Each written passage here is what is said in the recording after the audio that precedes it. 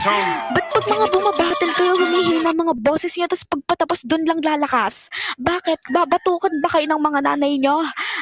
Tawagin niyo pa yung nanay niyo, magtulungan pa kayo batok-batukan ko? Ano? Puro katangahan lang pinaiiral niyo dito, puro kayo kapabibehan. Nasahay ko si Bobong Slat 6, nag-post ng picture kasi maganda daw siya. Anong kinaganda mo dyan? Iniwasan ka nga ng filter kasi pangit ka. Sobrang pangit mo. Filter na umiiwas sa'yo eh. Nung umuulan ng kagandahan, pinagpayong ka ng mama mo sabay tulak sa loob ng bahay nyo. Wala ka na daw pag-asa gumanda, baba. Nonsense naman mga sinasabi nyo eh. Puro katangahan. Pinag-aral nga kayo ng nanay nyo. Wala naman kayo natutunan. Sobrang gaan ng utak nyo. Nahuhulog sa lapag kasi nga walang laman. Puro hangin lang yun nandyan.